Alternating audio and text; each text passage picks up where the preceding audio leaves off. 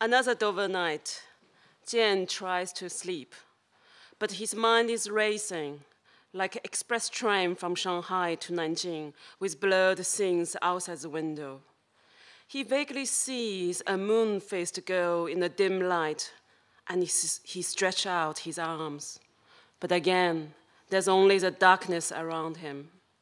He twists under the damp bed covers. The scenery of his past life is a silent river flowing through his blood. It's been like this for some days now. In the daytime, he's numbed, he's fine, but when he lays his head down in this refugee camp, he feels his skull is cracking open. He feels headless. Suddenly, he's sitting on a bench with Mu on a bright Beijing afternoon, under the shadow of a half-built flyover, trying to write some songs, while watching the bicycles passing endlessly in front of them. If you have to try to write a song, he has always said, it will never work. The struggle you have with one song is only preparation for the real song that will come later in a rush, perfected at birth. It is this one which will be your song, not the one you struggle over. And now, in the mind of this older Jan, cradled by a windy English night, he is rushing around Beijing's underground bars, trying to replace the drummer in his band. The drummers, they are always crazy and unreliable, and arguing with a neighborhood policeman who controls the noise levels in the street. The police in Beijing are not natural rockers, so he buys them hard liquor and lamb's ribs as bribes. Waking up at midday, after a hard gig and midnight crab eating with Yuan, the non-stop drinking of erguato, and the shambling under the street lamps along the avenues, and shocking the neighborhood civilians' ladies. There, he sees the loud laughing northern migrants' faces, selling him steamed buns and a glass of warm soy drink.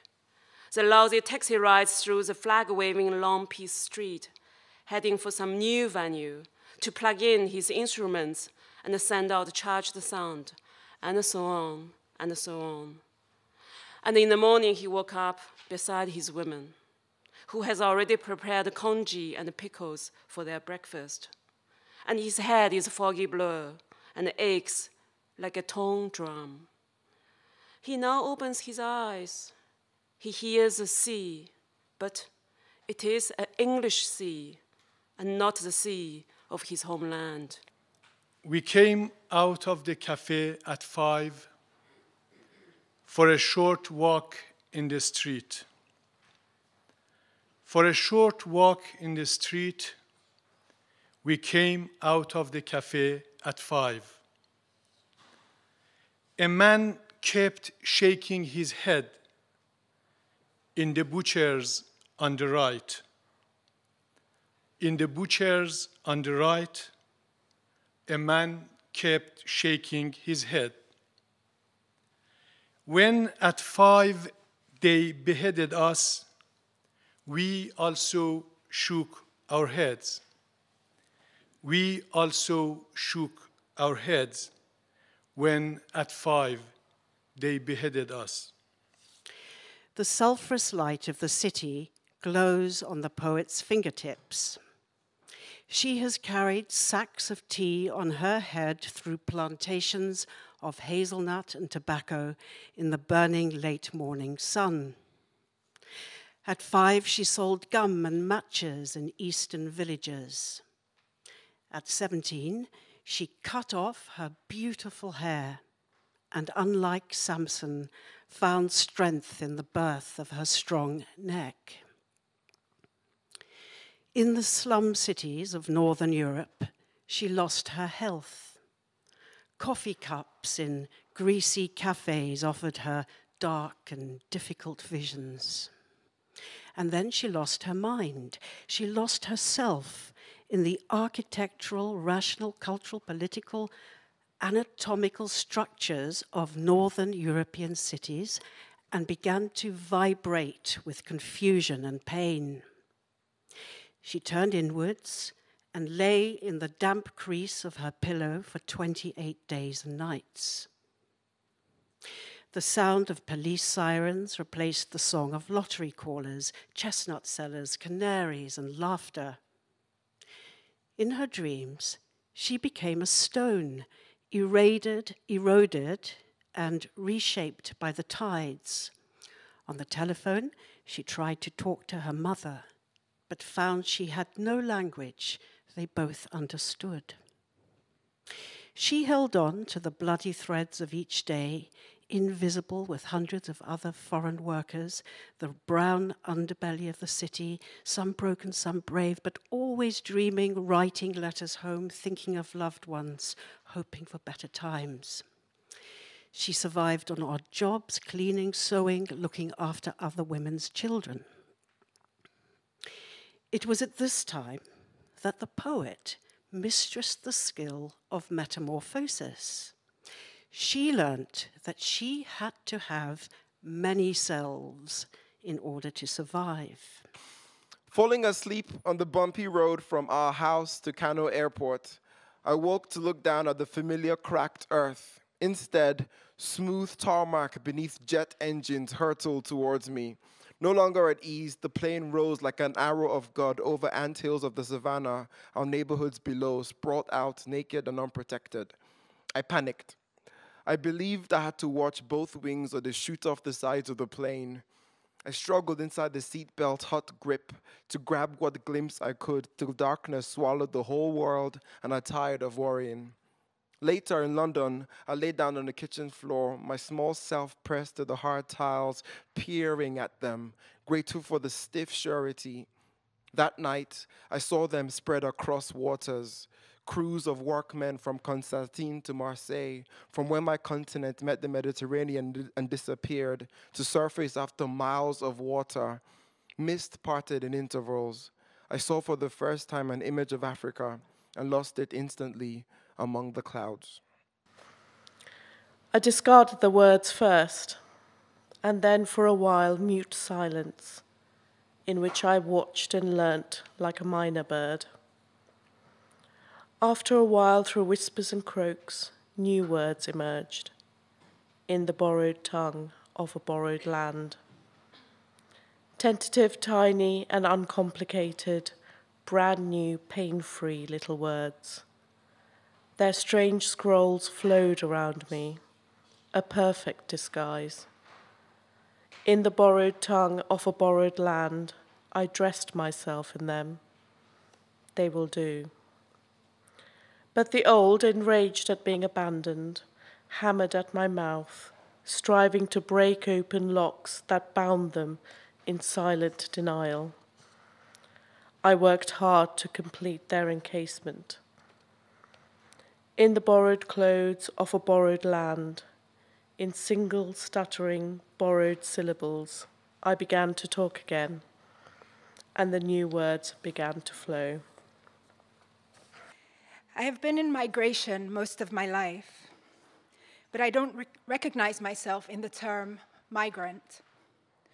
When I think of the term migrant, I think of someone who leaves his or her home due to financial, cultural, or political hardship, only to be met with hostility, closed borders, detention centers, rape, and so on, in the very place that the migrant aspires to settle in. In my case, wherever I have wanted to go, borders have been open for me. I'm more of an entrant than a migrant, which is not to say that I have not, with every move, faced difficulties and felt unbelonging. But what I'm going to offer tonight is an insight that has come to me as a result of my own privileged migrations. The insight is that in order to come to a place where you can say, I am a good person, you first need to say, I am a bad person. We need to look at all the suffering in the world toward which we lack compassion. At no time are our personalities put to test as when there are disruptions to our routines. And inevitably, disruptions happen. We become ill or lose a loved one, or lose our jobs, our countries go to war, or experience an Ebola outbreak or a terror attack. Of course, positive disruptions happen too. We have children or we get promoted and so on. What I'm pointing to is that at several occasions throughout our lives, often without warning, our routines are broken. This happens to every one of us. And each time that they are, we get a chance to prove one of two things. Either that we are as good as we think that we are, or that we're not. Often, we prove that we are as good as we think we are. But on some occasions, especially those disruptions that are unwelcome, and that we would never note down in our Gmail calendars, so to speak. Few of us write in advance things like, 7th of April, 2017, my boss fires me. 14th September, my front teeth get knocked out when I fall asleep by my desk and bang my head on my coffee cup. 23rd October, I'm evicted by my landlord. 29 November, or let alone 29 November, my country goes to war against my ethnic group. 13 December, my house is bombed. 24 December, I cannot bear another Christmas of not being able to afford gifts for my children. I am leaving this country. We don't foresee catastrophe, but we sense it lurking around. We worry about all the potential things that could happen to us because we're good people and we watch the news. And so we know that catastrophe happens all the time. In fact, we worry to the extent that we get ill from worrying. And why? Why all this worry? Because we know that we're not as good as we think we are. We suspect that we are good insofar that we can be good accordingly, meaning without disruption. But here's the thing, we're not as bad as we fear we are either. We're curious about one another. We read stories, we watch films, we post social updates, we donate to charity. We're constantly wanting to be in interaction with humanity. For all our differences, we love each other. But if we don't admit where we are failing, we can also not really look at where we are successful. So that's why I'm suggesting that in order to be good, we first need to admit that it is also human nature to be bad. Once we admit that, we have to do everything we can do to be better. We have to want to become part of the story of social change. Because the truth is, our world is a mess, which means that we are a mess because it is our world. Imagine your house is a mess, and even if it were your husband or your wife or your son or daughter who made up the mess, if they refused to clean it, eventually you would have to pick up the vacuum cleaner and duster if you wanted the house to be clean. Our world is a mess because we don't see it as a collective home. But just like it feels good cleaning up our physical homes, it also feels good to clean up our social, psychological, and spiritual homes.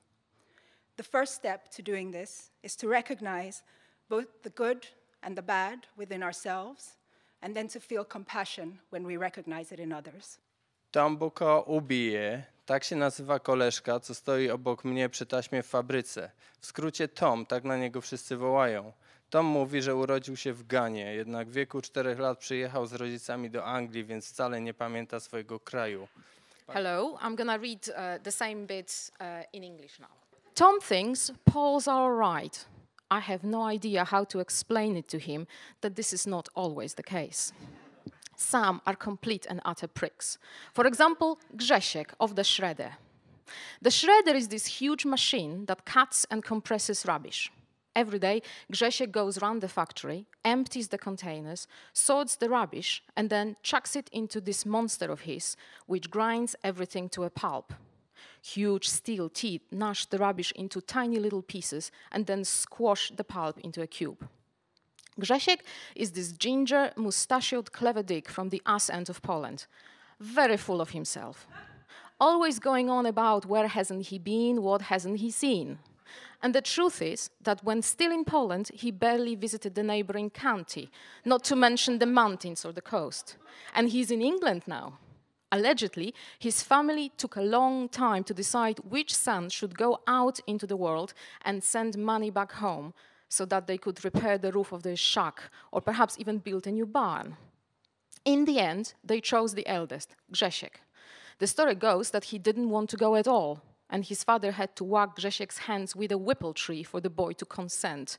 But once he got a taste of the big wide world, he wouldn't even think of going back. Why would he? He's quite happy here. He has a job and a roof over his head. Why would he give a fuck about the rest? It's been 3 years since he came here, and still not a word of English out of him. Why would he fill his head with such a load of foreign bollocks? One day he will go back to his country and he will forget everything right away. So why waste time learning? After all, if you live in England, you don't need to know the local lingo to get by. There are Poles wherever you turn. People say that soon everybody in England will be able to speak Polish.